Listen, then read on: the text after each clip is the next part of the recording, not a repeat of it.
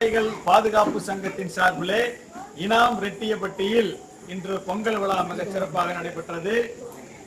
இந்த பொங்கல் விழாவிலே விருதுநகர் மாவட்டம் இன்னைக்கு விவசாயம் பொய்த்து போய் கொண்டிருப்பதற்கும் இங்கு இருக்கக்கூடிய ஆறுகளும் ஏரிகளும் கம்மாய்களும் காய்ந்து கொண்டிருப்பதன் காரணம் என்னவென்றால், தமிழ்நாடு அரசு அழகர் அணை திட்டத்தை நிறைவேற்றாமல் கிட்டத்தட்ட ஒரு 80-90 ஆண்டுகளாக தாமதம் செய்து கொண்டிருக்கிறது.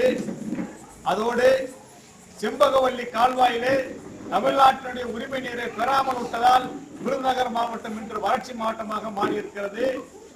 அச்சன்கோவில் பம்பாரையும் இணைத்து அதை வைப்பாரோடு இணைக்கும் போது இந்த விருதுநகர் மாவட்டம், திருநெல்வேலி மாவட்டம் உட்பட்ட அனைத்து மாவட்டங்களும் ராமநாதபுரம் மாவட்டம் வரை அனைத்து மிக செழிப்பாக இருக்கும்.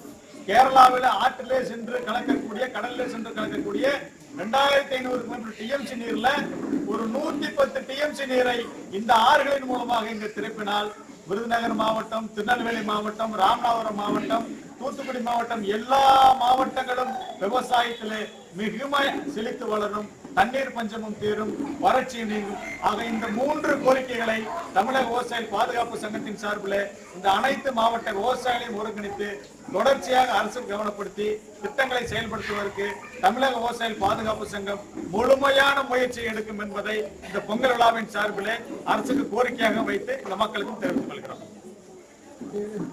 வழக்கறிஞர் ஈசன் முருகசாமி, நிறுவனர், தமிழக விவசாயிகள் பாதுகாப்பு சங்கம்.